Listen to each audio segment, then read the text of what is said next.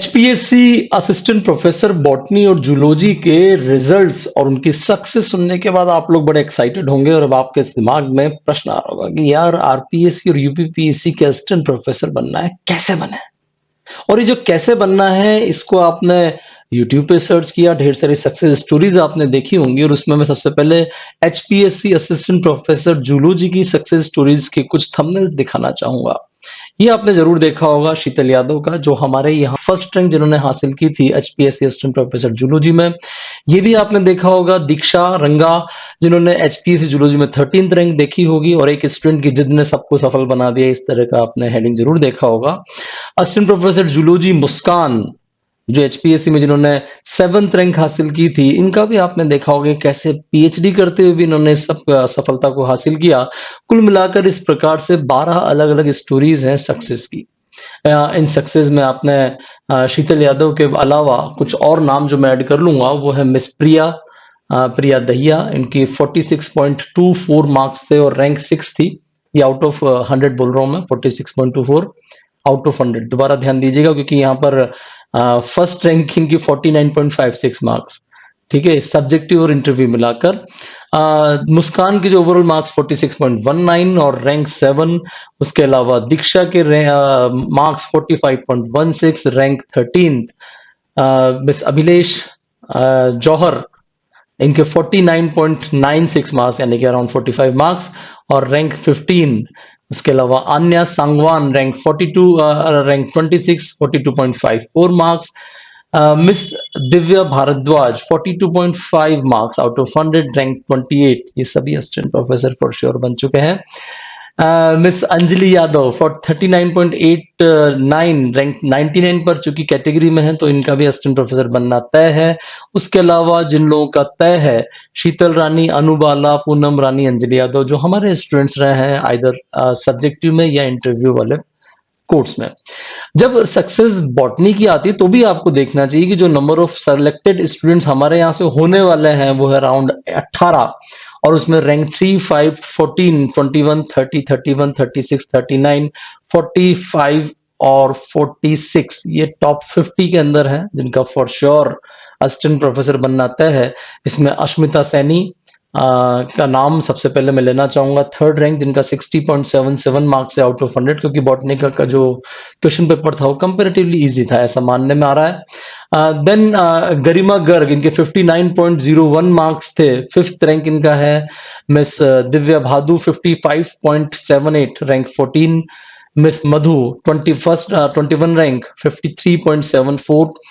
Miss Rita Goswami, जो कि PhD करते हुए इन्होंने हासिल किया है 52.87 मार्क्स या 30th rank.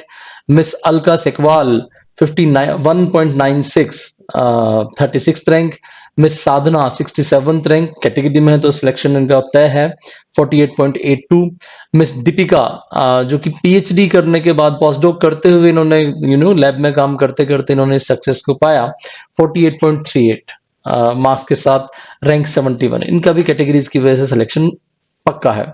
Miss Rajni Khanna, Deepika, प्रीति देवी हैं ये, प्रीति हुडा, प्रीति कौशिक है शायद, प्रीति हुडा, दिव्या पचौरी, प्रीति देवी, प्रेरणा और आकांक्षा, ये कुछ और नाम है जो कुल मिलाकर हमारा ये सिलेक्शन बैठता है। अब आपके सामने प्रश्न आ रहा होगा कि यार ये सिलेक्शन कैसे संभव है? यस, संभव है। सवाल है कुछ लोगों का जबरदस्त होना। वो जबरदस्त क्या चीज चाहिए होती है? हमें सबसे बड़ी महत्वपूर्ण चीज चाहिए होती है डिसिप्लिन। अगर आदमी डिसिप्लिन तरीके से काम करे और लग जाए कि हाँ मुझे तो सिलेक्शन चाहिए ही चाहिए, और मैं आपको डेडिकेशन भी देने को तैयार हूं, इस डेडिकेशन के बाद मैं आप पर ट्रस्ट करने को तैयार हूं, ये 3 चीजें हमें चाहिए होती है सिलेक्शन कराने के लिए। इन 3 चीजों को कैसे हमें अप्लाई करना है उसके लिए हमारे पास एक प्रॉपर कोर्स होता है। कोर्स क्या है? कोर्स में सबसे पहली चीज होती है, हम सारा का सारा जो कंटेंट होता है वो डे 1 रिकॉर्डिंग के फॉर्म में आपको दे देते हैं और जो बचता है उसको हाथ के हाथ करते जाते हैं जैसे जैसे आपकी रिक्वायरमेंट होती है। ये रिकॉर्डिंग बेसिकली स्पेशली रिकॉर्ड किया हुआ होता है। ऐसा नहीं होता कि आपको हम कोई भी लाइव क्लास को हमने काट पीट के दिया या सीएसआर का पूरा कंटेंट उधर चिपका दिया। यहाँ एडिटेड रिकॉर्डिंग है। एडिटेड रिकॉर्डिंग मतलब हमें जो लगा हमें सीएसआर लेवल का है वो आपको हमें नहीं देना है, क्योंकि क्वेश्चंस का लेवल आप लोगों ने देखा होगा CSIR से नीचे और ग्रेजुएशन से ऊपर का लेवल होता है। सिलेबस की हर लाइन में से सवाल होता है, ये रूल है। ये आपका सभी तरह के पीएससी एग्जाम्स का एक नियम है। सिलेबस की हर लाइन तैयार करनी है, लेवल ग्रेजुएशन से ऊपर और सीएसआर से थोड़ा नीचे रखना है। डिटेल स्टडी मटेरियल का एक दूसरा प्रोग्राम होता है जिसमें कुछ लोगों को हम वीडियो प्रिंट्स भी देते हैं कि अगर उन्होंने वीडियो कोर्स लिया है तो हम वीडियो प्रिंट्स भी अवेल कराते हैं, जिससे कि आपको लिखने में समय व्यर्थ न जाए। तीसरे तरह का प्रोग्राम होता है लाइव टेस्ट सीरीज, जो कि ऑब्वियसली एक वो ऑप्शन है कि आपने प्रिपरेशन कर रखी है और आप एक हफ्ते में एक बार टेस्ट देना चाहते हैं, आपको तो सिर्फ प्रश्न चाहिए। आपका ऑप्शन इस तरीके का है। इसमें भी हमने 2-3 तरह का, जो सबसे बढ़िया बात थी एचपीएससी के साथ, हमने बच्चों से पूछा था कि किस तरह की टेस्ट सीरीज चाहिए और उनके अकॉर्डिंग हमने टेस्ट सीरीज बनाई थी, और वो एक बहुत स्ट्रिक्ट तरीका था। यूजुअली वर्स्ट शब्द इस्तेमाल करता हूं, वर्स्ट लेवल का स्ट्रिक्ट, कि आपको देना है तो देना ही है। इस लेवल का स्ट्रिक्टनेस हमने जनरेट किया था। हो सकता है कुछ लोगों को बुरा लगा हो, बट डजंट मैटर, मेरा तो रिजल्ट बन गया ना भैया। सवाल सिर्फ इतना है ट्रस्ट करने का, कि उन्होंने हम पर ट्रस्ट किया है।